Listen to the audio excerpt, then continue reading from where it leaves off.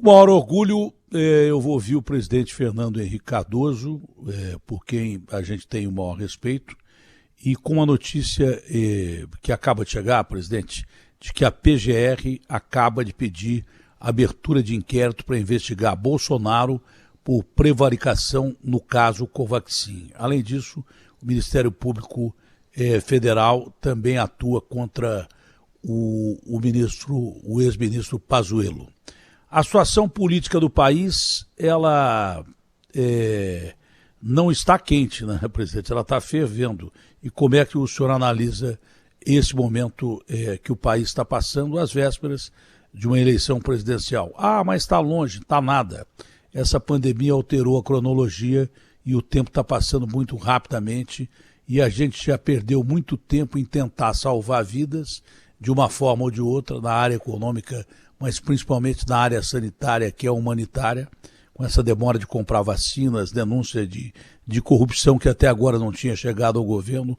Como é que o senhor recebe essa notícia de agora e essas notícias todas que podem levar a um super pedido de impeachment do presidente da República? Bom dia, é um prazer falar com o senhor. Bom dia, prazer é meu de conversar com você e conversar dessa maneira, né? Um pouco à vontade, dizendo o que passa na cabeça na hora, de coração aberto. Vamos lá. Olha, eu vivi muitas crises, eu já tenho 90 anos, é muita idade, né? Então eu vivi muitas crises, vivi vários momentos. E quando as crises se começam por coisas que os presidentes não prestam atenção. E de repente viram uma tempestade, né? Nós estamos numa situação em que o céu está encoberto e pode cair chuva. E parece que o presidente olha e vê, ainda tem sol. Não é verdade. Na verdade, você descreveu aí, é o sentimento da rua. Qual é o sentimento da rua? Eu tenho medo da pandemia. Todo mundo tem medo. Senão quem não tem medo é louco, porque a pandemia está matando, não sei o que e tal. Bom, segundo, você tem muito desemprego. Eu vi recentemente as taxas de desemprego cresceram outra vez. Terceiro, a economia, por isso mesmo, está bamboleante, não vai para cá nem para lá. E não se percebe um desenho de futuro. As pessoas vivem no presente, mas olham para frente. E quando o presidente tem a capacidade de se comunicar, você tem um caminho. Né? E você vem comigo que eu te levo para o paraíso. Não vai ao paraíso, mas vai até certa altura e tal, depois cai e tal. Bom, está faltando tudo isso. A conjuntura não é favorável, sanitária não é favorável, econômica não é favorável, e não se vê também comando político expressivo. Né? Não é comando político, não é dar ordem. Dar ordem, então, sempre dá, o Estado manda, não sei o que lá, quem pode, pode, quem não pode, obedece. Mas não é por aí. Você tem que motivar as pessoas. Olha, eu estava pensando essa manhã, eu vivi situações difíceis quando fui presidente. Vivi uma crise financeira brava e vivi uma crise de energia elétrica. Talvez para o povo tenha sido até pior, a crise de energia elétrica. E eu no começo também não entendia. Por quê? Porque eu ia à inauguração de barragem toda hora. Eu gostava de ver, mas não prestava atenção que as redes estavam bichadas, não estavam distribuindo adequadamente. E havia realmente, em certas áreas do Brasil, falta de comunicação entre as redes. Bom, no começo, eu não percebi. Logo que eu percebi, eu procurei me aconselhar. Eu esqueço o nome do engenheiro que eu chamei lá, porque eu chamei várias pessoas, mas não me explicavam o que estava acontecendo. Eu tinha na época era meu genro, o Davi, o Duda, que era uma pessoa que era diretor da Petrobras, acho que da Petrobras mesmo. Bom, ele era engenheiro elétrico, formado na França, eu chamei-o, e ele me indicou alguns e tal, e aí nós fizemos um gabinete de crise. Bom, para quê? Para dizer ao país as coisas como são. É chato, é difícil, você tem que fazer das tripas coração. Eu acho que melhor faria o presidente Bolsonaro se reconhecesse a situação. Ao reconhecer a situação, você já sente mais solidariedade. Você oferece solidariedade. Você não pode dizer que é uma gripe, porque não é uma gripe, está matando gente. Todo dia morre gente, morre muita gente, todo mundo está com medo. Como é que vai dizer que é uma simples gripe? Pode ser que seja biologicamente uma gripe, mas não é isso. Tem consequências para a vida das pessoas. E estamos no desemprego, uma economia frouxa, está precisando abrir caminhos. Vou fazer um último comentário nessa matéria. Eu me lembro do tempo de Juscelino Kubitschek. Juscelino era sonhador. Ele inventou de fazer Brasília. Aquilo parecia uma loucura, mas aquilo deu certo. O Juscelino contaminou o país do otimismo que era próprio dele. É verdade que o momento também tem que ajudar, não adianta você querer ter otimismo no momento que ele não tem condição de ser. Mas ele foi, ele fez, ele ganhou o apoio das pessoas. Né? Então, nós estamos numa situação semelhante e eu espero que a saída é sempre política nesses casos. Você tem que ter alguém que nos conduza para aspas, paraíso. É isso. Olha, é uma semana complicada. CPI, denúncia de corrupção no Ministério. E a gente não sabe onde isso vai dar. A CPI que parecia que não ia dar em nada mesmo, e que o presidente insistia que era uma CPI política, e que ainda insistem no entorno do presidente em dizer isso. Mas ele não parece compreender que a coisa é tão grave que a PGR chegou a renunciar à possibilidade de denunciar o presidente por prevaricação.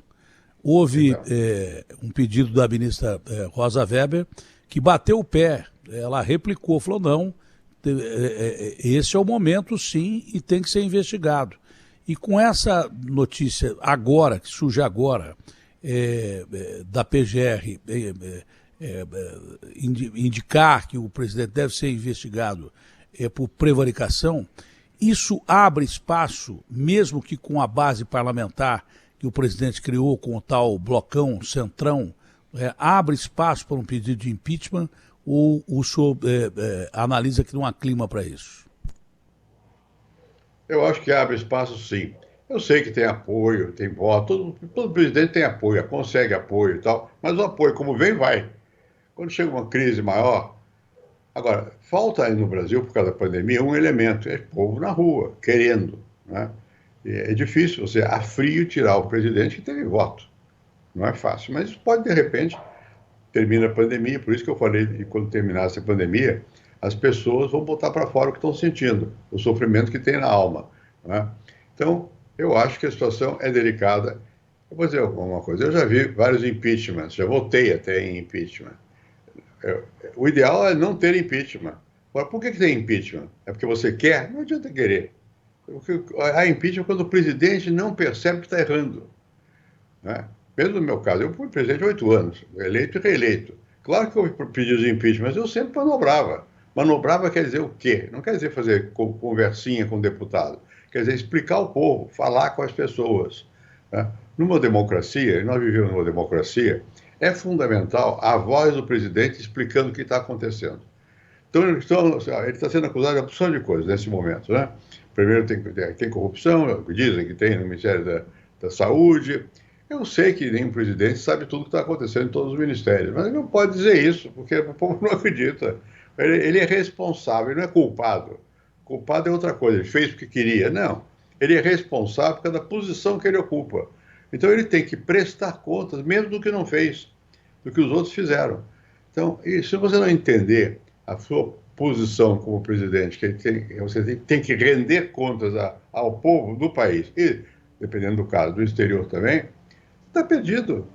Pode ficar na presidência, se arrastando, mas não tem mais o elan necessário para realmente dirigir um país. Isso é que eu acho. O senhor acredita que essas coalizões, né, essas alianças que o presidente da República fez através de emendas de cargos, com o blocão, com o centrão, resistam, são confiáveis ao presidente ou realmente se houver uma manifestação popular, isso vai por água abaixo? Vai por água abaixo. Ninguém resiste ao clamor do povo e não pode resistir mesmo, não deve resistir. Olha, eu vou lhe dizer o que eu fazia quando eu era presidente. Não quero que repita, cada um faz de um jeito. Eu falava todos os dias, de manhã cedo, pela rádio, com várias partes do Brasil. Por que de manhã cedo? Porque tem programa de rádio de manhã cedo. Por que pelo rádio? Porque o rádio é menos visível para os políticos do que a televisão. E você está o tempo todo tentando se comunicar com o povo. Fala com Manaus, Corumbá, não sei o que lá, vai para o interior, e vai falando, né? Vai explicando por que você está agindo de um jeito ou de outro jeito. Bom, eu acho que é muito importante na democracia você render contas. Então o Congresso pega fogo, mas o fogo não se espalha, porque se você tem de comunicação direta com a população e a população aceita as suas explicações, você ameniza aquilo. É da natureza do Congresso ficar balançando o coreto. Era da natureza. Eu fui senador há muitos anos. Né? É da natureza você balançar o coreto. Mas o coreto, quando cai, não é por causa do Congresso sozinho. O Congresso sozinho não derruba nada. O que precisa é do povo, está de acordo. Né? O que está faltando aqui é isso. Eu vejo que nem tem o Congresso balançando o coreto e o povo está com medo da pandemia. Mas os problemas estão aí.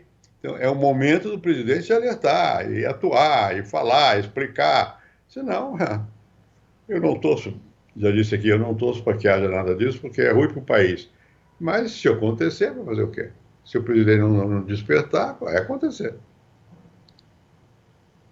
O senhor disse que o presidente Jair Bolsonaro aqui, logo depois de um daqueles arroubos que ele teve, o senhor disse aqui que ele não tinha a liturgia do cargo. E ele respondeu imediatamente de uma maneira grosseira. A afirmação que o senhor fez aqui. Me lembro de uma entrevista que a gente fez. O senhor acha que essa colocação de que ele não tem a liturgia do cargo vá além disso? Não só não ter a liturgia do cargo, mas a consciência completa do cargo? Eu acho que não é só a liturgia, é mais do que isso. Né? Eu acho que a cadeira é incômoda para o presidente Bolsonaro. Quem usava a expressão liturgia do cargo foi o presidente Sarney. O presidente Sarney era muito atacado. Eu mesmo, que era senador, de vez em quando atacava. Eu me dou bem com o Sarney até hoje. Somos colegas da Academia Brasileira de Letras, não sei o quê. Bom, o Sarney tinha uma certa sabedoria. E ele era mais pomposo do que eu sou. Dava gravata, paletó, jaquetão, não sei o quê. Eu não me refiro a isso. Cada um é de um jeito.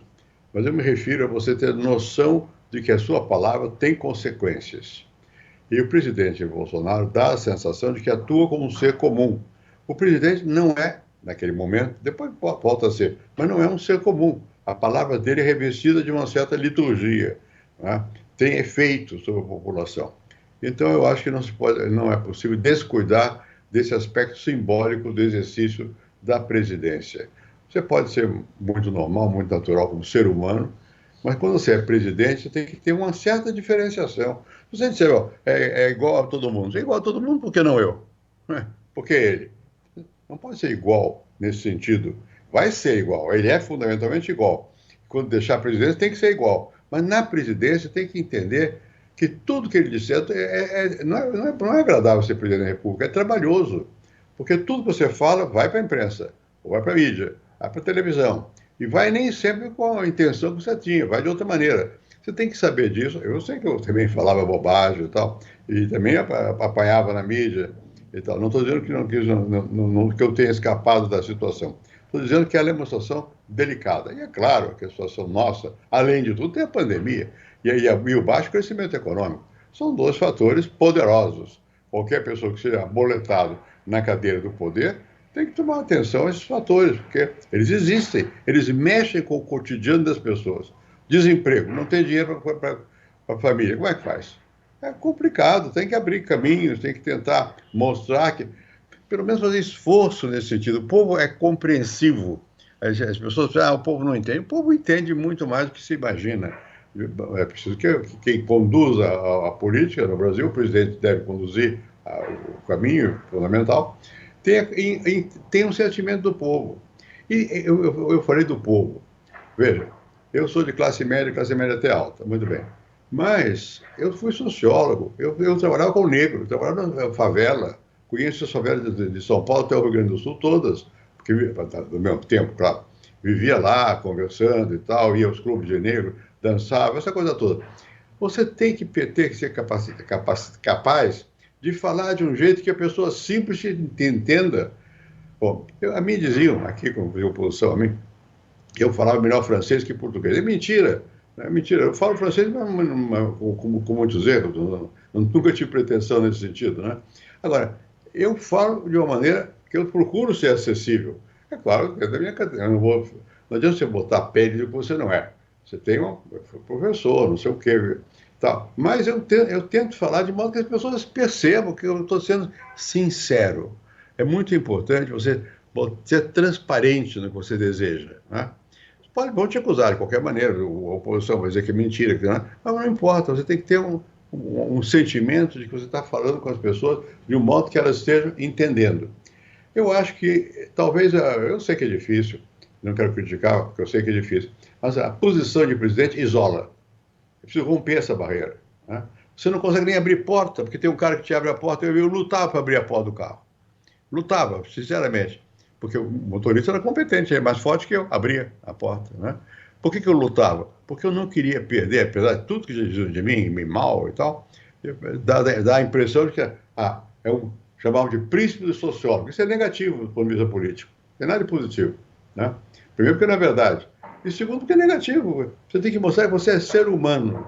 Nessa hora. É difícil. É difícil. A pior coisa do mundo é ser ex. Isso é bom. Ex é ótimo. Não te joga mais pedra. Né? O senhor está dizendo que o presidente, quando tenta ser popular, atacando, falando de uma maneira praticamente. Eu não sei, a linha está funcionando, é que está ruim, está instável a ligação.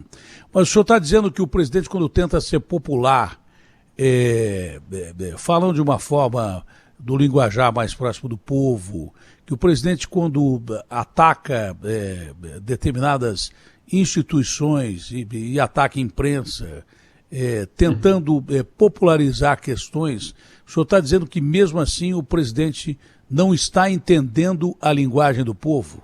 Seria isso, mais ou menos, presidente? É isso, mais ou menos. Quer dizer, não adianta você xingar a mídia. A mídia é a mídia tem a função dela criticar. É claro que é desagradável quando você recebe uma crítica, mas e daí? Você tem que se habituar a isso, né? E tem que ser espontâneo. Se eu for me meter a ser o que eu não sou, eu vou aparece logo. Eu sou professor universitário, não sei o que lá e tal. Então eu não falo palavrão. Eu não falo palavrão nunca. Nem na minha casa, nem no cotidiano, nem com meus amigos. Não é meu estilo. O Lula fala palavrão. E daí? Não tem importância. Isso não é grave.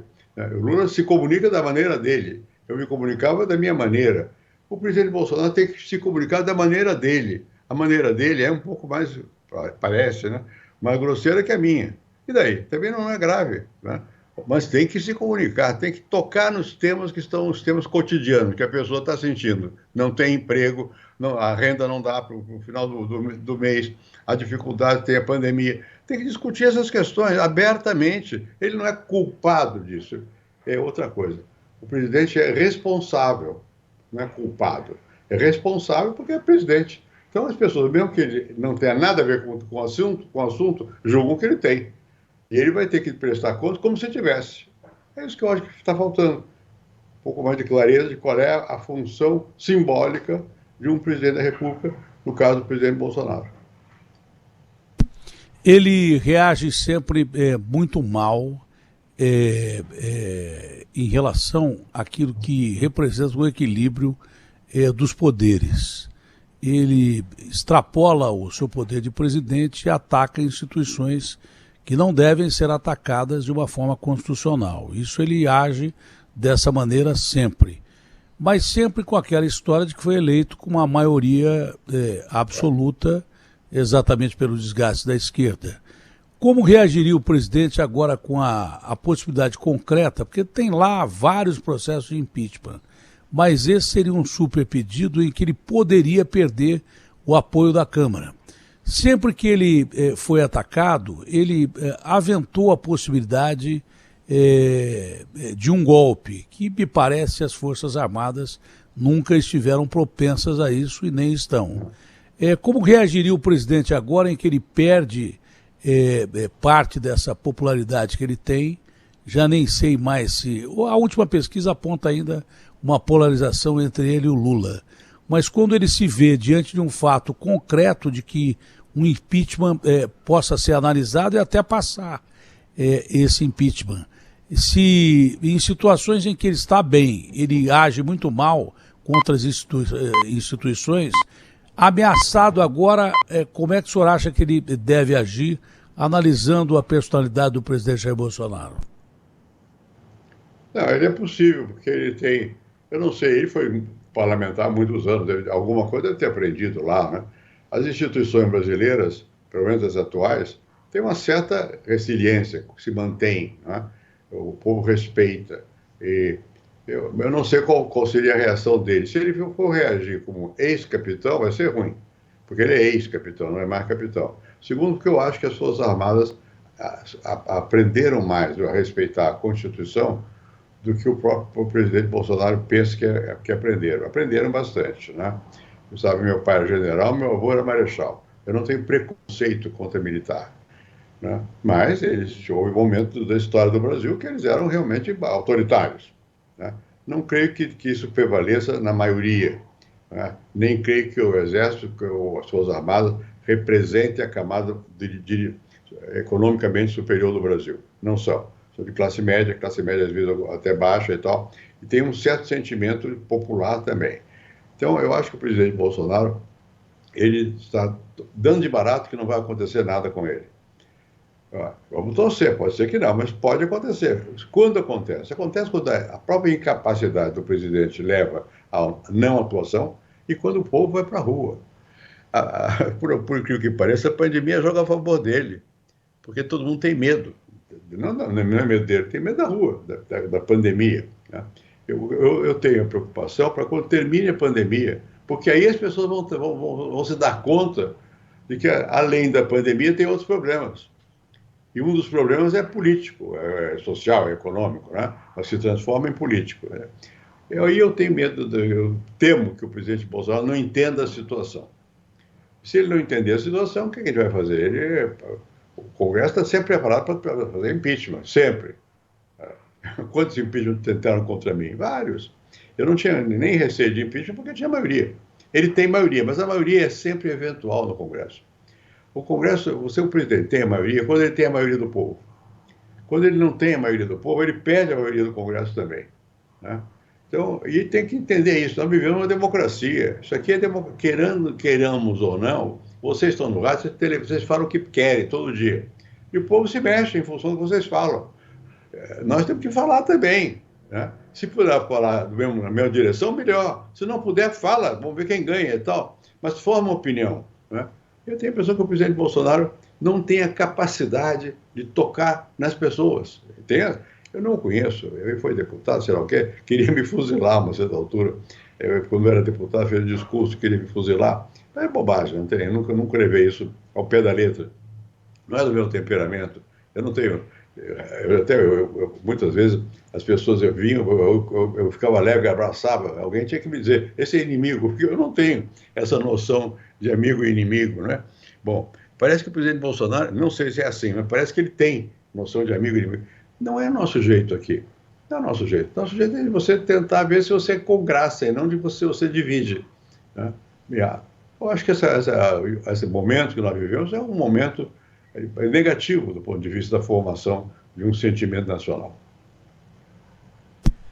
Presidente, essa última pesquisa ainda aponta, a anterior nem tanto, mas essa última pesquisa do valor econômico, e a gente está esperando a pesquisa da Folha de São Paulo, que é uma pesquisa que eu acredito muito, por causa do Mauro Paulino, enfim, eu gosto muito. Mas essa do valor econômico de hoje aponta ainda uma polarização, divisão aqui em São Paulo, pelo menos, né, entre o Lula e o Bolsonaro. O senhor acredita que essa é a tendência? É claro que se o presidente sofrer um processo de impeachment, porque também o senhor falou uma coisa interessante, né? O cara que é da base aliada dele também vai ser exposto ao julgamento popular nas eleições do ano que vem. Ele sabe que vai ter eleições no ano que vem também. E aí, se o povão tiver contra, ele vai esquecer do presidente, como o senhor disse. Não é? Mas, continuando aqui a exposição e fazendo a pergunta, que aliás está longa demais, pergunta longa é ruim, mas é necessário. O senhor acredita que essa polarização vai continuar ou pode surgir a tal terceira via dentro do seu partido mesmo, entre o Dória, o Eduardo Leite, que é um menino excepcional, eu entrevistei ele ontem aqui, e também o Tasso Gereissati, enfim, em outros partidos, porque centro-direita ou centro-esquerda vão procurar essa terceira via para fazer parte do jogo. O senhor acredita nessa possibilidade, principalmente se o Bolsonaro começar a derreter da polarização? Pode haver polarização, mas aí depende de nós, depende do chamado centro. Centro é uma coisa vazia, não quer dizer nada, tem que ter lado. O centro precisa ter um lado. Aqui o Brasil tem muita gente pobre, tem muita gente que está com dificuldade. O centro tem que ser solidário com esses e tem que ter crescimento da economia, senão você não vai ter como atender essa gente. Então não pode ser um centro neutro, um centro amorfo, né? Agora, você falou em vários, que quase todos são meus amigos. Quem se jogar, não depende de mim, de você, da opinião pública. Quem desses vai ter a capacidade de, jogando-se, quer dizer, arriscando-se a ganhar apoio? Quem tiver, eu apoio, porque eu prefiro ao Lula e ao Bolsonaro uma pessoa que seja mais próxima ao que eu penso da sociedade, manter o jogo democrático, fazer o crescimento econômico, atender a maioria e tal. Se ficar só Lula e Bolsonaro no segundo turno, eu já votei em branco uma vez. Eu espero, porque eu não achava que correspondia e tal. O Lula vai ter capacidade, ele tem, expressiva. Ele tem uma vantagem que poucos têm.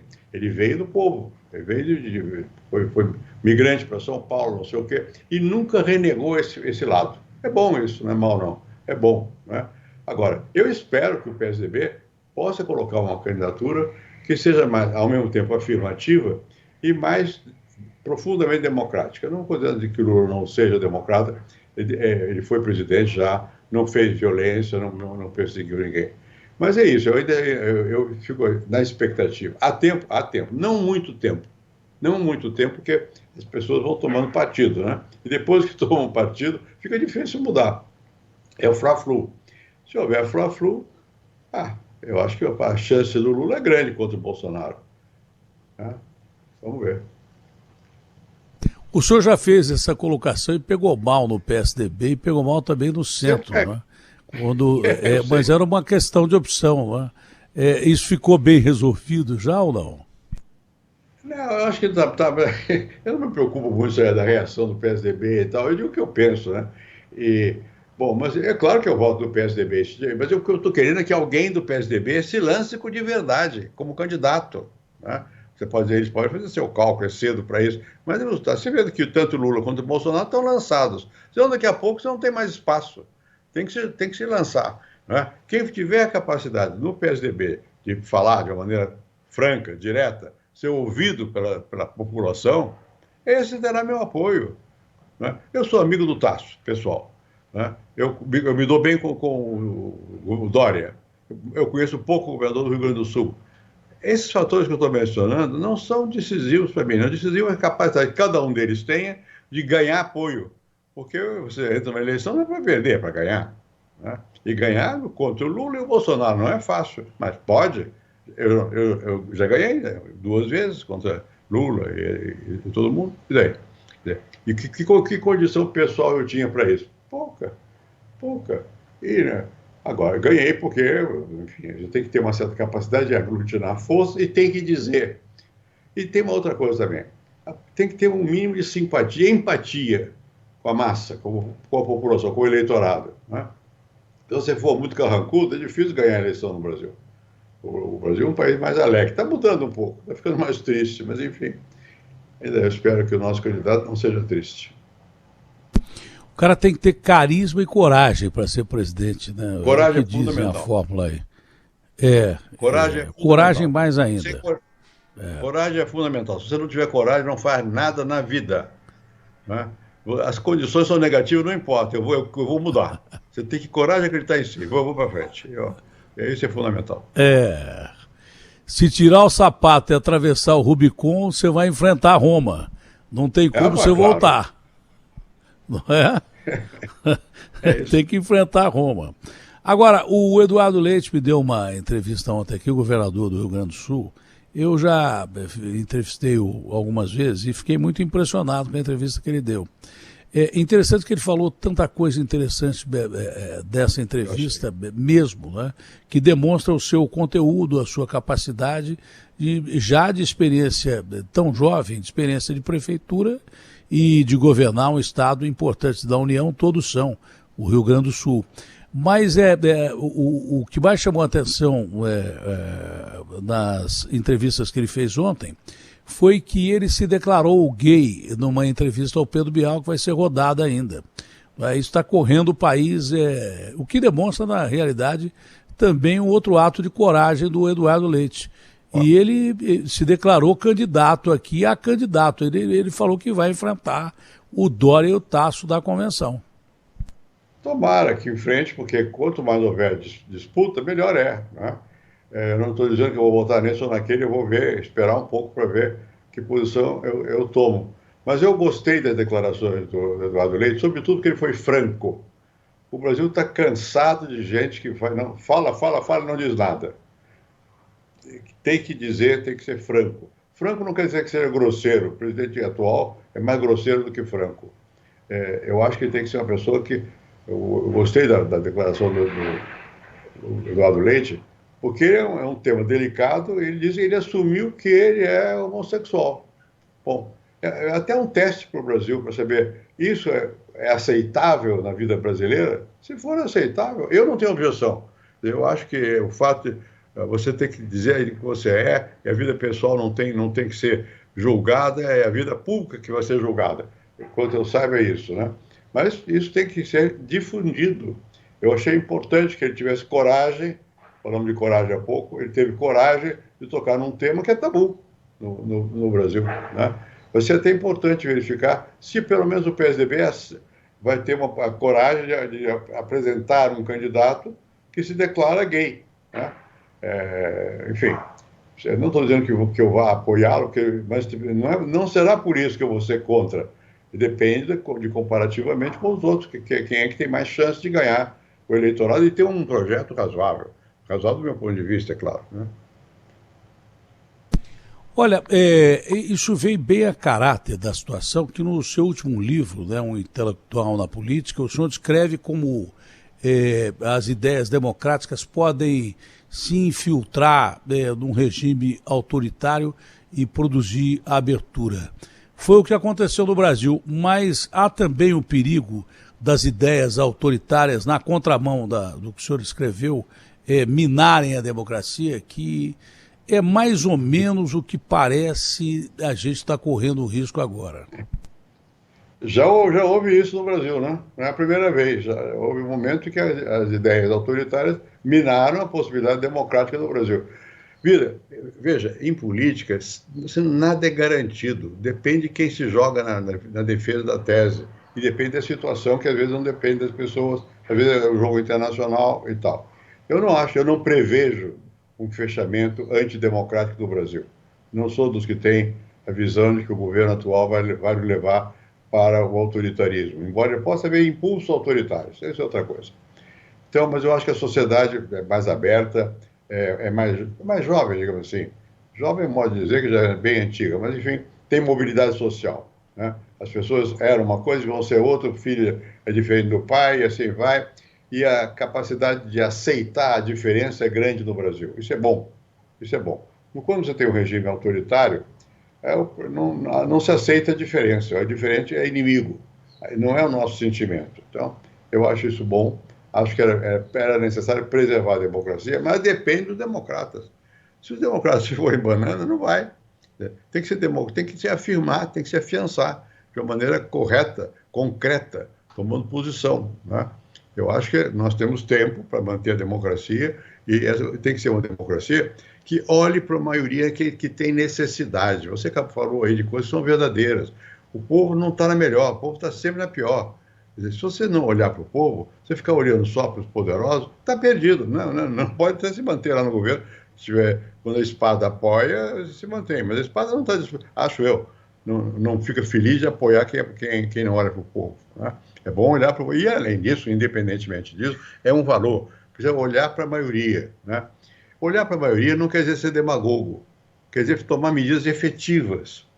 Eu acho engraçado o negócio do Getúlio aqui no Brasil. Eu conheci pouco o Getúlio, mas eu tive muitos parentes que foram do governo Getúlio. Bom, o Getúlio falava muito que é ditador, ele era ditador mesmo. Mas ele sempre falou para o povo. Ele vem de classe alta do Rio Grande do Sul, mas ele sempre teve uma certa consciência do povo brasileiro. Ele foi incorporador de massas. Isso que foi o queremismo, incorporou massas ao jogo do poder. As massas estão incorporadas já. Quer dizer, quem se esquecer disso, esquece do essencial, que você não vive numa situação democrática sem falar com todo mundo. E você tem que falar com aqueles que mais necessitam, né? Bom, por que o Lula tem vigência? É por isso, porque ele vem de baixo e ele é capaz de falar de maneira direta, a modo que ele sabe falar, com aqueles que são necessitados. Isso quer dizer que só o Lula é capaz de falar? Não. Tem muita gente que pode falar, mas não basta falar palavra. A palavra é fácil para alguns. Mas o que é difícil é você fazer uma política e pegar o coração das pessoas. Não é a razão só, não. Não é só o bolso, não. O coração das pessoas, né? Se você tiver alguém capaz disso, aí nós temos chance de abrir uma brecha no meio e nem um extremo nem o outro. Agora, se não formos capazes disso, vamos chorar pitanga, e daí? Aí eu já sei o que eu vou fazer. Fico calado, mas na hora H eu não vou mais voltar em branco, não. Que balanço o senhor fez da campanha na pandemia e a falta de uma coordenação nacional de combate à pandemia, que me parece ser o ponto crucial? Todos os países tentaram se unir para combater a pandemia e o Brasil foi na contramão da história. Essa falta de coordenação significou a perda de 500 mil de vidas, muita gente machucada, uma economia destruída. Isso já é claro, mas daqui para frente o que é que o senhor pode projetar para o combate à pandemia, principalmente agora com essas denúncias que pode ter havido corrupção séria em compra de vacina e EPIs e coisas que atrapalharam o Brasil? Isso põe na berlinda os atuais governantes, né? Porque você realmente tentarem roubar na saúde. Eu não sou leviano, eu não vou dizer que o presidente Bolsonaro seja culpado, mas responsável porque é presidente, né? A capacidade de você falar, daqueles que são contra, de explicarem por que são contra e a favor do que são, né? O povo não vota contra, vota a favor de alguma coisa, né? E mudar a situação para melhor, né?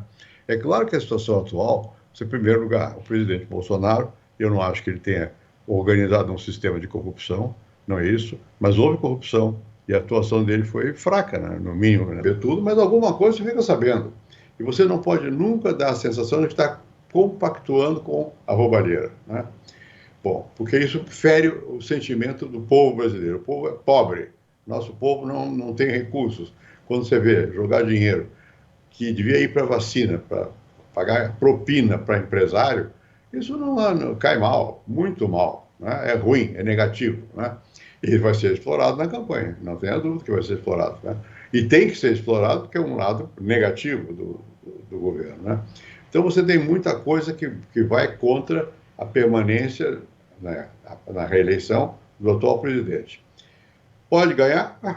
Em política tudo é possível. Ele foi votado pela maioria aqui.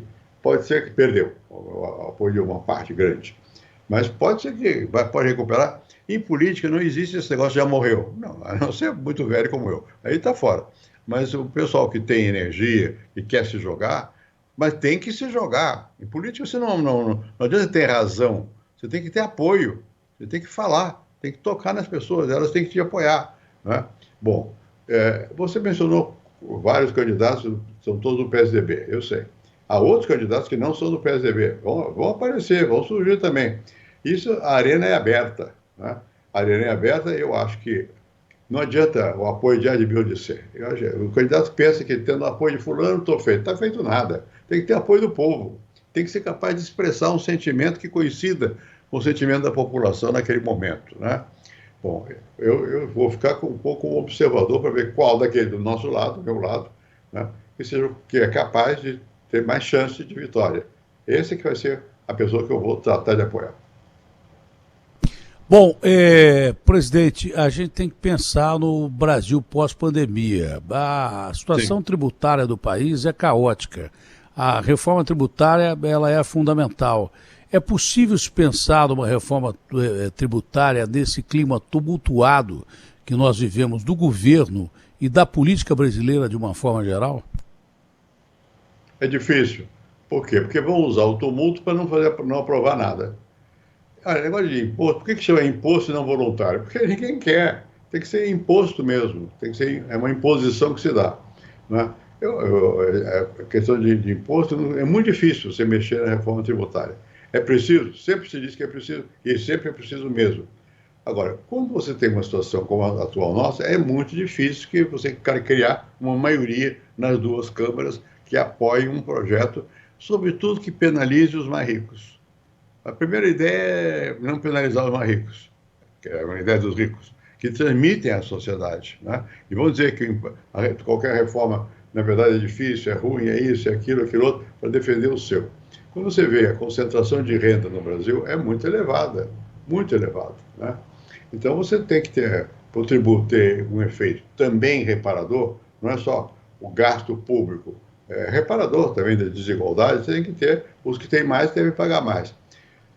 Eu não tenho dinheiro, não sou um homem rico, mas sou de classe média alta. Claro que o imposto pesa no meu bolso, mas o que daí?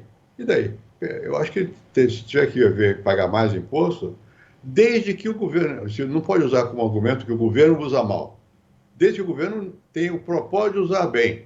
Porque você, do número de quem paga, sempre está mal usado o imposto, sempre está mal usado, né?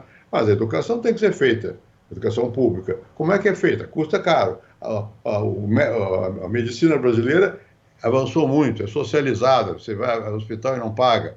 Quem paga isso? São os que mais têm. É natural que seja assim. Eu sou favorável a que haja discriminação no sentido positivo, ou seja, quem mais tem, mais paga.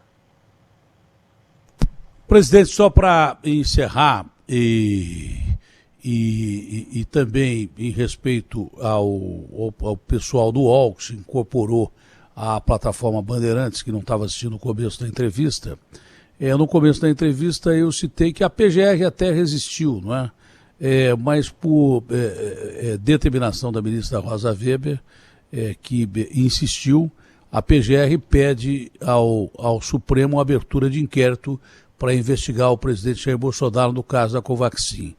Isso abre espaço, na sua forma de entender, para o pedido mais sério de impeachment, que seria o super pedido de impeachment para o presidente Jair Bolsonaro, que muita gente que não estava incorporado à entrevista não ouviu a sua resposta e ela é importante. Eu acho que sim. Eu acho que abre espaço. Eu, pessoalmente, sou bastante reticente a impeachment, em geral. Já votei a favor do impeachment. Depende do comportamento, depende do que se descobre nas investigações. Eu acho que é um dever, não é um direito, é um dever do tribunal de haver dúvida de saber o que fizeram com o dinheiro público. Houve mesmo ou não houve? Tem que ser objetivo. Não é fácil ser objetivo nessa matéria, porque os interesses são cruzados. Mas os tribunais têm a qualidade de serem capazes de caminhar em interesses cruzados e defender o interesse da maioria, do público, o que está na lei, né? Eu não posso afirmar agora que o presidente Bolsonaro tenha sido culpado, eu não sei, foi culpado. Mas é bom que se saiba, é bom que se veja se foi ou não foi. Pedido de impeachment, eu tive muitos pedidos de impeachment, nunca passaram no Congresso, né? Bom, mas tinha, porque ficou um pouco de mania, era mania, né? Depois subiu a mania de impeachment, porque viram que impeachment não é brincadeira. Você tira quem foi eleito e põe quem não foi eleito. Não foi eleito para ser presidente, é vice, né? Bom, então não é uma trunca o jogo do poder. Eu acho que só pode ser feito se houver realmente uma base. Mas saber se a base é necessário. E nesse momento, eu acho que é quase inevitável que se tente avançar nessa direção. Eu vou com prudência no sentido de dizer, é culpado? Não sei. Precisamos ver, tem que ver se o que ele fez ou não fez, tinha responsabilidade direta, indireta, até que ponto isso prejudica o erário público realmente. Enfim, tem que ir com mais. Eu sou favorável que no jogo democrático tem que ter cartas na mesa. Presidente, um prazer, uma honra falar com o senhor. Como sempre, um papo muito agradável, realmente muito bacana. Eu admiro muito o senhor sabe disso. A conversa rola fácil e foi muito agradável para todo mundo que ouviu a gente. Saúde ao senhor, principalmente aos seus. Um abraço grande e que Deus lhe proteja. Abraço grande. Assim seja. Obrigado. Boa sorte.